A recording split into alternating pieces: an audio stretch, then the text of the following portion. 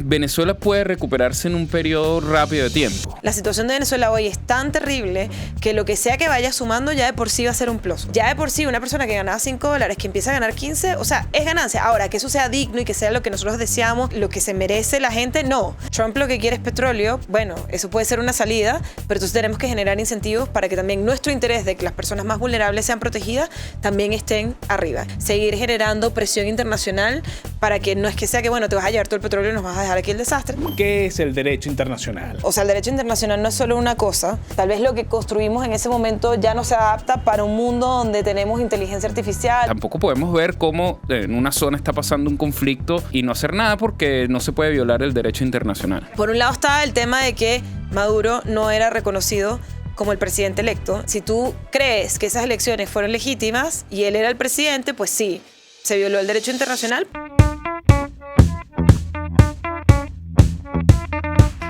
Hola, bienvenidos una vez más a los nuevos shows. Como vieron los highlights, tenemos un episodio muy bueno. Pero antes de todo, ¿cómo estás tú, Javier? Yo muy bien, César, gracias. ¿Y cómo están todos ustedes? Gracias por estar aquí como siempre. Mira, hoy tenemos un programa interesantísimo porque tenemos una persona que nos va a explicar mucho de esas dudas que tenemos del derecho internacional, si estuvo bien o estuvo mal, si se rompieron las reglas o no. Hoy tenemos a Claudia González, economista, con magíster en Ciencias Políticas y Relaciones Internacionales. ¿Qué más quieres? Además tiene experiencia trabajando en embajadas como Australia, Canadá, Suecia, incluso el Ministerio de la Mujer. Así que Claudia nos ayudará a responder todas estas preguntas y dudas que todos tenemos. Bienvenida, Claudia. ¿Cómo estás? Gracias por venir. Bien, ¿y ustedes? Bueno, muy bien, muy bien. Mira, ¿sabes qué? Pocas veces uno tiene la oportunidad de hablar con alguien que tiene un currículo tan amplio. Diverso. Diverso. Pero es como todas esas carreras y toda esa experiencia se centra para explicar muchas cosas de lo que está ocurriendo hoy en día en el mundo. De alguna forma sí. Cosas ¿Quién que lo diría? Cosas que puede explicar y otras no. Ojo. Sí, además, exacto. Tienes que tener una ética ahí. Sí. Totalmente. Sí. No puedes No meter te la puedo pata. contar todos los secretos del mundo. No, metes la pata. No, es delicado. Pero mira, hoy igual queremos como que quitarnos varias dudas. No dudas, yo creo que se puso de moda muchos términos a nivel internacional.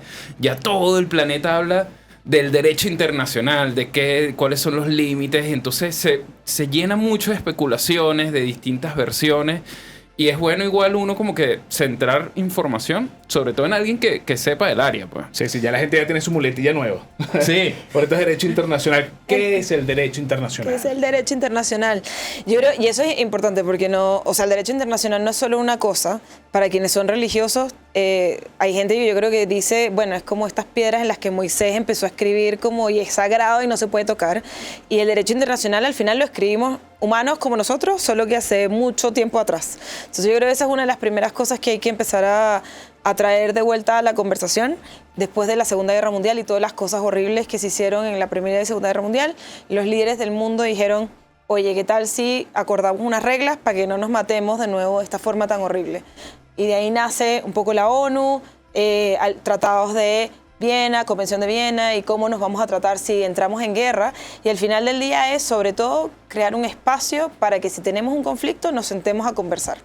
Y si vamos a tener un conflicto, pues decidimos que vamos a tener un conflicto por escrito y nos declaramos la guerra por el Consejo de Seguridad de la ONU.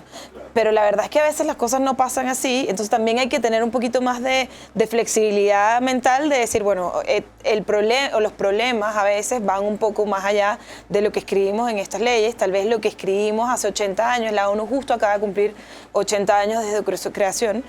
Tal vez lo que construimos en ese momento ya no se adapta para un mundo donde tenemos inteligencia artificial, donde tenemos como muchos millones de personas más que viven en este mundo, condiciones de pobreza y también de bienestar, porque la verdad es que también sí hemos avanzado mucho desde esos 8 años en bienestar económico, bienestar social, bienestar de salud de la mayoría de la población. Pero pues, tal vez no se adaptan esas mismas reglas, o sí se adaptan, pero necesitamos tal vez algunos incisos o algunas cosas adicionales. Claro, el contexto es totalmente diferente y hay que evolucionar. Pero ¿qué pasa? Cuando sucedió, por lo que me dice, fue a base de tragedia. Claro. Y entonces, ¿qué estamos esperando? ¿Evolucionar en base a una nueva tragedia? Claro, exacto. O sea, vamos a improvisar de nuevo o que pase una desgracia y bueno, evolucionemos, hagamos algo más. Tal cual, y eso es lo que también la gente, yo no sé si en estos días después de lo que pasó en Venezuela, lo que nos cuesta acordarnos del genocidio de Ruanda, que fue como el primer gran escándalo. Ya. Y eso sin hablar de lo que vive Corea del Norte desde hace muchos años. Entonces, aquí hay tragedias humanas que, bueno, vamos diciendo como comunidad internacional, bueno, fallamos en hacer algo al respecto. Ruanda, precisamente la comunidad internacional, en base al derecho internacional, dijo, lo siento, perdón, nunca más vamos a volver a hacer esto, lo prometemos. Y muy poco después pasó, hemos tenido Darfur, hemos tenido Siria, hemos tenido Kosovo, Srebrenica. Entonces, hay muchas otras tragedias, y entre ellas Venezuela, Cuba, donde el sufrimiento humano, y esto es importante porque uno de los grandes conflictos que tiene la ONU es que cuando se creó estaba, como les dije, diseñada para ser un espacio entre estados, ¿no? Claro. O sea, entre dos estados tenemos un problema, o entre tres, bueno, ya sentémonos a conversar. Pero nunca fue diseñada para solventar problemas de un estado al interno, porque está basado en la soberanía, reside como que cada país es soberano. Entonces, ¿qué pasa cuando dentro de un mismo estado el soberano, el presidente, o en el caso de Ruanda, dos clanes empiezan a matarse el uno al otro? La ONU no tiene forma de responder a eso. Claro. Y entonces, en el principio de soberanía dice, bueno, nosotros no vamos a intervenir. Y yo creo que llega un punto en el que tal vez, yo en esto no tengo la respuesta, pero tal vez estamos en ese momento ahora. ¿Y hasta cuándo vamos a dejar? O sea, dejamos que esto simplemente pase y ya. Sí, yo creo Claro. que hay que replantearse un poco también esos escenarios de... Porque cuando se hizo, estábamos hablando de una época de colonización, Además. de guerras por todos lados, y a lo mejor ahorita hay que replantearlo también, porque tampoco podemos ver cómo en un país pasa o en una zona está pasando un conflicto tan grave y que es inhumano ya, y no hacer nada porque no se puede violar el derecho internacional. Claro. De hecho, Kofi Annan, que fue el secretario general hace 2 periodos de Naciones Unidas, se lo planteó de alguna forma, y él creó una conversación, o pidió como a la comunidad internacional que hubiese una conversación sobre un tema que se llama la responsabilidad de proteger. Y la responsabilidad de proteger, o lo que construyó este reporte, que Canadá de hecho fue uno de los países líderes, era de, bueno, la comunidad internacional tiene un deber de proteger cuando sean casos de violaciones de derechos humanos, lesa humanidad, genocidio, crímenes de guerra. Y ahí entonces como que debería haber un deber moral de la comunidad internacional de intervenir y poder hacerlo. Pero aún así tenía que pasar por el Consejo de Seguridad. Y entonces lo que sucede es que también, en lo que tú mencionabas, este tema de la colonización creó muchos proxies alrededor del mundo. Claro. Entonces tenemos China, Rusia y Estados Unidos, que tienen sus pedazos del mundo de alguna forma, por así decirlo. Sí. Y eso hace imposible votar muchas resoluciones sobre distintos conflictos. O sea, Irán Claro. hoy, sea Venezuela, sea incluso Palestina. O sea, no hay forma de destrabar esos conflictos. Yendo más al momento que estamos viviendo. Entonces, en teoría, podemos decir que si hubo una violación del derecho internacional en el caso de Venezuela. Claro, sí. Y ahí hay muchos matices, porque por un lado está el tema de que Maduro no era reconocido como el presidente electo. Entonces ahí también es como, bueno, ¿cómo tú puedes proclamar soberanía en un país donde en teoría la persona no... Porque la soberanía también, y sobre todo en nuestra Constitución, dice, la soberanía reside en el pueblo, y el pueblo ejerce su mandato a través del voto. Entonces nosotros votamos, elegimos una persona, y esa es nuestra persona electa, así como el delegado de la clase, para protegernos, etc. Este tipo llegó, secuestró el poder y dice, no, soy yo y nadie más. Entonces, si tú crees que esas elecciones fueron legítimas y él era el presidente, pues sí, se violó el derecho internacional porque se removió al presidente electo de un país, y que la soberanía, sobre todo, de nuevo, bajo lo que dice nuestra Constitución, nuestra soberanía que reside en el pueblo fue violentada. Pero también esto es algo que no ha pasado en muchas ocasiones anteriores. Entonces, si es un presidente que está ahí, pero no es verdad el presidente, pero no sabemos cómo demostrarlo, y la comunidad internacional está dando vueltas de círculo sobre qué hacer al respecto, ahí hay un área gris que creo que nadie ha podido resolver. Entonces, bajo los estándares como ya, bueno, y sobre todo se violó la soberanía territorial. O sea, entraron aviones de otro país a nuestro territorio, etcétera. Se llevaron o sea, sí hay una violación. Sí. Pero por el otro lado está también, bueno, pero es verdaderamente, la soberanía también va de la mano de la parte de la protección de los derechos humanos, Claro. de la garantía de derechos civiles también. Entonces, cuando nosotros perdimos todo eso, ahí es donde también se invoca, o lo que, por ejemplo, Kofi Annan hubiese dicho, pues Aquí recae en la comunidad internacional la responsabilidad de proteger a las vidas humanas y sobre todo en ese caso se llama el R2P, era precisamente para que no volviera a pasar lo de Ruanda, que en 100 días mataron a casi 800.000 personas. Claro, bueno, se claro. mataron entre ellos. Se mataron entre ellos. Es paradójico entonces al final. Es paradójico Sí. y bueno, es que tienes que esperar 70 años pues, como en Cuba o 27 Claro. años como Venezuela para actuar y decir, mira, sí, pásate el derecho internacional, salva a esa gente. Claro. Sí. O sea, bueno, es y- muy triste porque Sí. igual tienes datos y tienes la realidad latente en la cara. O sea, que se vayan 8 millones de personas no se van por simplemente quieren con los otros países. De todas Algo maneras. está pasando. Y lo que pasa es que, claro, la historia reciente también tiene los casos de Irak y Afganistán, Ok. en los que también se intervino. Más fue por una amenaza a Estados Unidos que por una intención de ayudar a alguien. Pero claro, ese recuerdo todavía es muy como vívido y es lo que hace decir como, no, pero mira, se metieron y dejaron todo peor y ha sido como más desastroso. La primavera árabe también fue un poco extraña en ese sentido de que, bueno, la gente surgió y Estados Unidos como que medio apoyó, pero entonces después no sabemos qué pasó Sí. y todo quedó un poco revuelto, entonces también, pero de nuevo, yo creo que hay una gran diferencia y es que, y esto no es para justificar lo que se hizo, pero Estados Unidos sí tiene una relación mucho más cercana con este continente y entiende Claro, mucho mejor totalmente. lo que pasa en este continente que lo que pasa en el Medio Oriente. Bueno, nada más el secretario de Estado, Marco Rubio, entiende la cultura Exacto. venezolana. Exacto. Y ojo, también hay que tener en cuenta que si bien se violó de alguna manera el derecho internacional, también obviamente sabemos que lo más seguro es que Estados Unidos tampoco lo hizo solo por ayudar al venezolano. Claro. Estamos conscientes de que hay un interés y todo el mundo lo resalta cada vez Sí. que hablan o dejan un comentario. Mira, las intenciones del petróleo, sabemos todo eso. Hay un precio que pagar. Hay Sí. un precio que pagar. Sí. Obviamente los venezolanos prefieren averiguar ese precio, pero tener algo diferente, algo Sí. distinto, un cambio, pues. Sí, y esto es un poco también historia de la economía. Siempre va a haber un interés. Incluso cuando el mundo se movía alrededor del trueque, tú tienes una piedra y yo tengo otra piedra y a mí me gusta tu piedra, entonces yo te la intercambio por 2 de mis piedras y así hemos ido. Y esta es la sociedad capitalista, mercantilista que Marx odiaba y por eso Marx creía que nosotros teníamos que construirnos como un hombre nuevo y deconstruirnos de esa visión. Pero la verdad es que es muy difícil que no nos movamos por intereses y yo creo que lo que tenemos que aprender es a ver cómo alineamos los intereses Totalmente. para que funcionen de una forma en que sí, efectivamente protejan a los más vulnerables. Si Trump lo que quiere es petróleo, pues bueno, eso puede ser una salida, pero entonces tenemos que generar incentivos para que también nuestro interés de que las personas más vulnerables sean protegidas también estén arriba. Claro. Y eso funciona con un contrapeso de seguir generando presión internacional para que no es que sea que, bueno, te vas a llevar todo el petróleo y nos vas a dejar aquí el desastre, sino que es cómo seguimos teniendo esa conversación Sí. en el mundo entero, con distintos actores, con Europa, con Asia, cómo tenemos con otras personas que tienen capacidad de influencia de que además las personas más vulnerables sean las Es que protegidas. al final es un negocio, o sea, Sí. tenemos algo que tú necesitas, nosotros necesitamos también Sí, de ti, entonces sí. buscar la manera de equilibrar ese Sí, negocio, pues, y sí. eso es un proceso, y es importante porque hablando de la economía en Venezuela, ¿cómo se llega un país a un quiebre tan asombroso? Porque obviamente sabemos las razones obvias que la corrupción, todo lo que había, pero un país millonario, ¿cómo llega a un extremo así?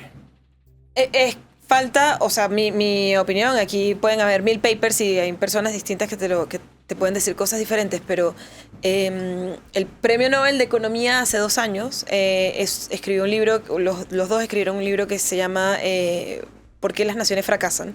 Ok. Y tiene que ver con que tú puedes tener 2 países con las mismas condiciones y uno fracasa y el otro le va bien.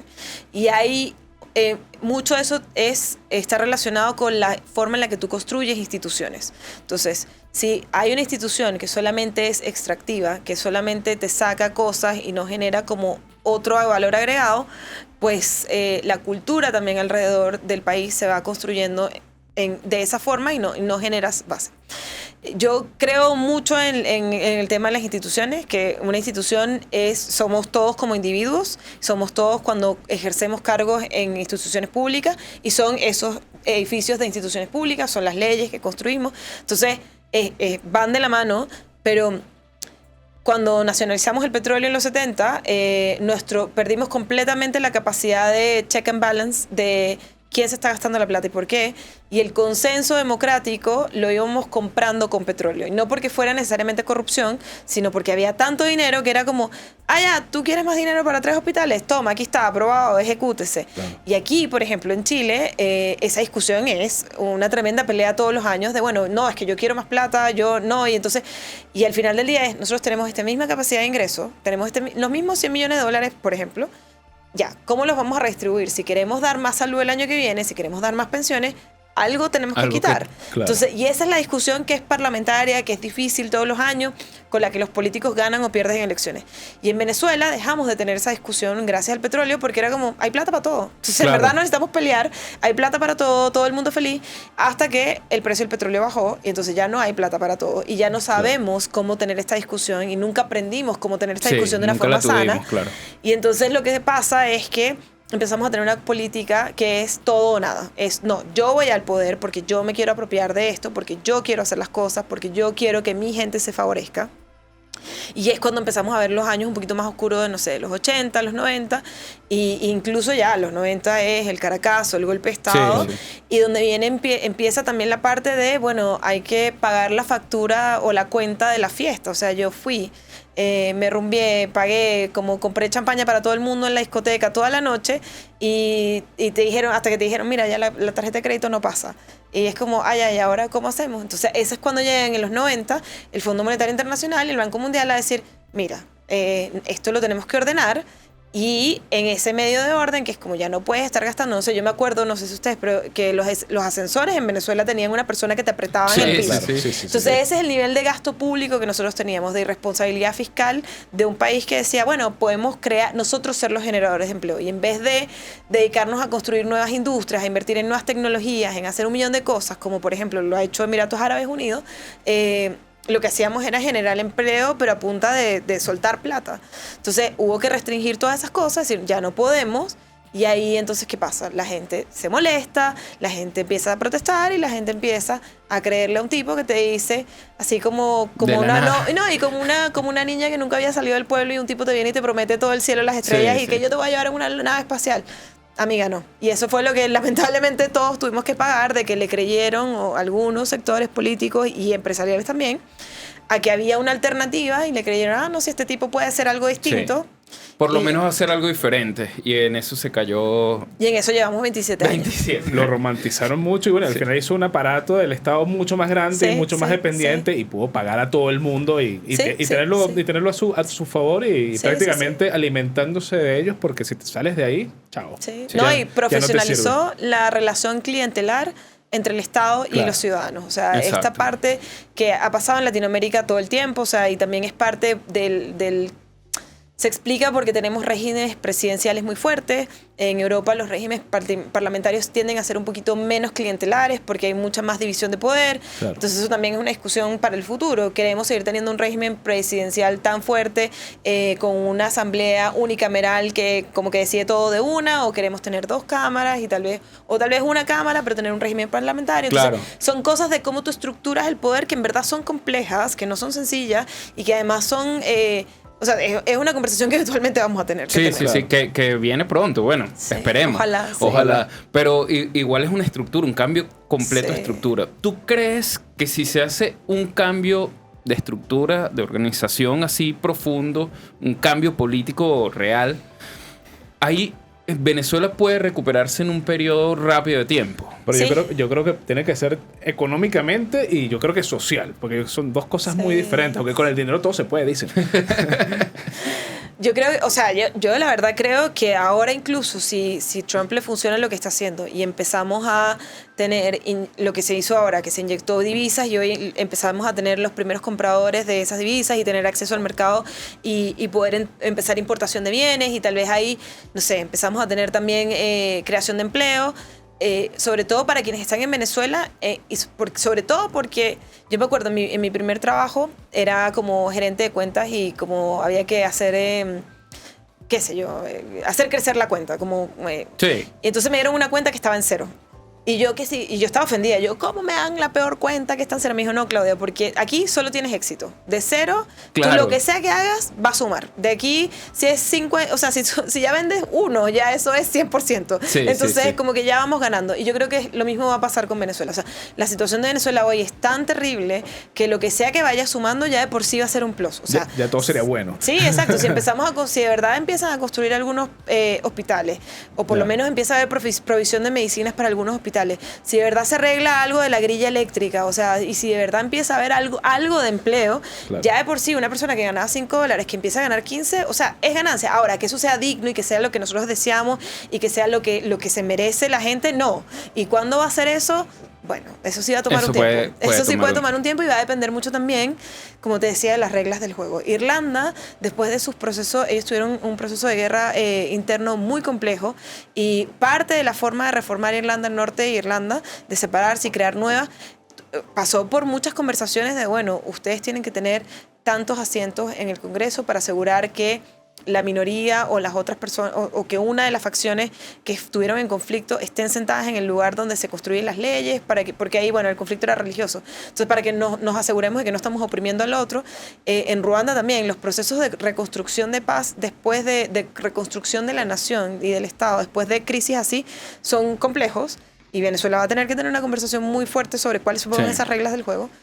Pero yo creo, de nuevo, si por lo menos la parte económica empieza a avanzar, ya de por sí eso va a ser. Lo que va a faltar es la parte social, que es la garantía de derechos, y la parte también... ¿Qué crees tú que...? Y las instituciones. Exacto. O sea, porque yo creo que eso es otro reto. O sea, sanear esas instituciones debe ser muy difícil. Claro. ¿Qué crees tú que sea el punto que muchos venezolanos, de esos 9 millones que están fuera, digan, mira, ya está una situación por lo menos para poder regresar? Que es algo que se replanteó todos los que están afuera, pues. O sea, yo, por lo menos, incluso para mí, y lo he hablado con muchos amigos, para mí tiene que ser un tema de libertad. O sea, que yo pueda opinar libremente en la calle y que a mí no me vayan a revisar el teléfono y me vayan a llevar presa, detenida o desaparecida. Eso es punto número 1, no negociable, condición necesaria y suficiente, o sea, como todo. Pero punto 2, yo creo que sobre todo para quienes nos hemos acostumbrado a vivir con acceso a servicios públicos, a bienes públicos de calidad, agua, electricidad, luz, gas, eso también es importante. O sea, creo que sería muy difícil. Pero, por ejemplo, si a mí alguien me dice, Claudia, vente que vamos a reconstruir Venezuela, pero todavía no hay agua 100%, pero en 6 meses está arreglado. Claro. Lo puedo pensar, ¿entiendes? Pero es como, no, mira, el agua no va a volver, esto no va a volver, y esto no va a pasar, y aquí lo que vamos a hacer es medio recoger algunas cosas. No. Entonces yo sí creo que tiene mucho que ver con la certeza jurídica también. Si yo voy y yo me gano un sueldo, me van a expropiar mi sueldo dentro de 3 meses porque algo pasó, algo cambió, y alguien me va a decir, yo ya no puedo ganar eso, o la casa en la que tú estabas, no, mira, es que esto ahora se lo ganó una misión vivienda y tú, chao, sal de aquí. Entonces es de nuevo, es como la garantía de mis derechos y sobre todo de mi libertad de expresión personal, pero también de mis derechos de propiedad. ¿Cuánto tiempo estaríamos pensando que esa recuperación vendría a Venezuela? Tú, mójate, a ver. No, eso es... o sea, todo está pasando igual muy rápido y la verdad es que las señales igual son interesantes. Yo creo que para ser como... optimistas de forma cautelosa. Claro. Pero yo sí creo que de aquí a un año puede haber un país en el que los que son más amantes al riesgo estarían dispuestos a irse. Súper rápido igual. Porque todos tenemos distintos niveles de aversión al riesgo. Hay gente la que está lanzándose todos los días de parapente. Hay gente que dice, yo ni de broma me monto en el metro porque tengo 500.000 probabilidad de morirme si me monto en el metro. Entonces todo depende. Entonces yo creo que para quienes son más amantes del riesgo, en un año podría haber como algo de cambio, sobre todo en la industria petrolera. Yo creo que quienes estuvieron en algún momento en la industria petrolera o en sectores asociados, ellos, si las cosas siguen como están, si los pasos se siguen dando de la forma que están, un ingeniero petrolero que entienda la industria venezolana, etcétera, incluso...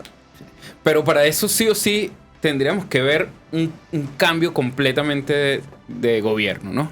O como se está llevando las cosas, ¿tú crees que igual se pueda...? O sea, porque igual esa garantía, sobre todo la que dijiste, la comparto 100%, la de la libertad. Yo creo que puede ser algo como así. Ok. Que es como que, y ese año está dentro de este pedacito que está más acá. Ok. Que tal vez sigue como esta gente en el poder, pero también está Estados Unidos por detrás. Sobre todo, yo estoy pensando como ejemplo, un ingeniero petrolero que se va a trabajar a Chevron dentro de un año. Ahí probablemente Chevron va a velar por los derechos de esta persona, claro. Y ahí también hay una garantía desde el sector privado de esta persona y tal vez no eres 100% libre, pero hay unos gris. Nos estamos lanzando aquí en un escenario loco. Sí, hipotético. Imaginando.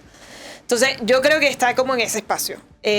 Pero como para la libertad absoluta y todo lo demás, o sea, es demasiado más difícil, pero a Trump sí le quedan 3 años. Entonces, la tarea, si él la quiere terminar, tiene que estar lista en 3 años. Y debería hacerlo en 3 años.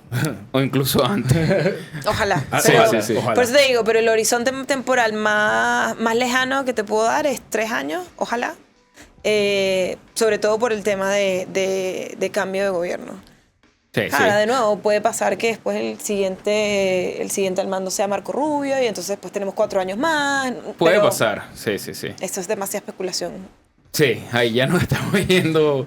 Pero interesante y ojalá me gusta también la visión positiva, porque en el fondo sí es verdad que estamos hablando de un país con los recursos más grandes del mundo. Pues, sí. O sea, estamos hablando por lo menos a nivel del petróleo, a nivel energético, a nivel de minerales. Estamos hablando de muchos recursos que normalmente uno de los problemas más grandes que tiene un país en recuperarse es económico. Sí. Teniendo esa parte resuelta, creo que puedes acelerar el proceso, por lo menos. Y concentrarte en la parte social, que yo creo que la parte social igual, con buenas políticas, con leyes que se cumplan, claro. Con fuerza, se puede controlar. O sea, y eso también es tal vez un escenario que yo no es el que yo deseo. Como en el trabajo de análisis político, uno hace trabajo de análisis de contarte un escenario que no necesariamente es el que a mí me gusta, quieras, claro. Pero es un escenario que es posible.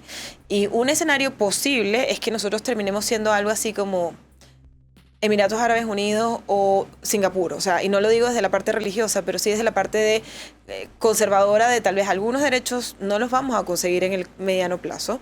Tal vez vamos a vivir en un híbrido sistema de no sé qué, pero los derechos económicos sí van a estar garantizados. Sí, te entiendo. Sí. Y sí va a haber una capacidad de construir empleo y de avanzar y de ganar más dinero, qué sé yo, y de tener riqueza, pero tal vez socialmente no vamos a ser 100% libres. De nuevo, esto no es lo que yo deseo, pero es un escenario. No, y ojo, y es un escenario mejor que el que teníamos. Entonces ya todo es como lo que estás diciendo yo no de... Yo no le voy a dar el juicio de valor, pero exacto. Sí. O sea, si uno está ganando $5 y puedes pasar a un mundo donde ganas $3,000 al mes... Claro.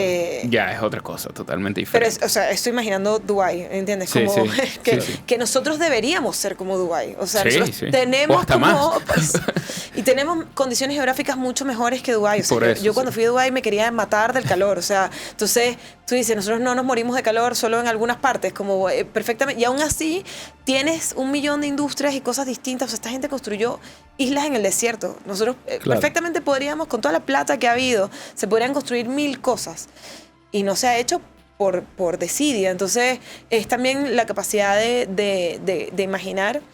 Y yo, sobre el optimismo, también, una de las cosas que creo, más allá de María Corina, es, no sé, obviamente todo lo que está pasando es muy duro y nosotros llevamos 27 años pasándola muy mal. Yo de verdad, yo siempre decía que Venezuela para mí era como el ex tóxico que uno ama, que es como que bueno, el tipo, yo lo amo, es perfecto, pero es drogadicto y alcohólico y eventualmente tú eliges como que bueno, voy a dejarlo ir porque no hay nada que hacer.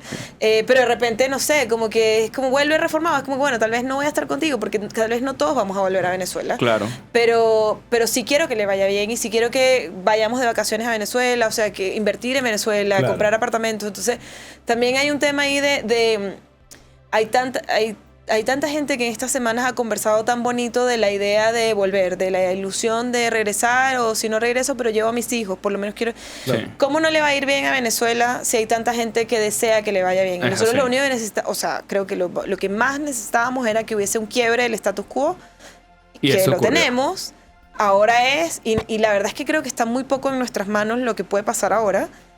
Pero pareciera que las manos de quien está sí tienen los mejores deseos por también. Por lo menos. En el papel sí, ojalá sea así. Exacto. O sea, al final la reconstrucción será también la gente interna y externa. O sea, lo que estás diciendo. Y yo creo que eso es uno de los grandes desafíos. Muchas gracias por llegar aquí hasta el final, pero la pregunta que te quiero hacer es, ¿cuánto crees tú que necesita Venezuela en años para recuperarse y poder hacer lo que era? Importante, también queremos saber, si eres venezolano y estás viviendo fuera del país, ¿qué tendría que pasar para que regreses a Venezuela? Déjalo en los comentarios que te leemos. Esa es una buena pregunta. Mira, por cierto, tenemos losbonobo.com, un sitio de noticias donde todos los días podrás estar informado. Así que no pierdas el tiempo, ingresa en la web y revísalo. Y si llegaste hasta aquí, suscríbete, dale like y comparte, lo que es la forma de seguir creciendo. Así que muchas gracias, gracias Claudia. Nos vemos en el próximo video, no te lo puedes perder porque vamos a hablar de Latinoamérica con Claudia. Chao.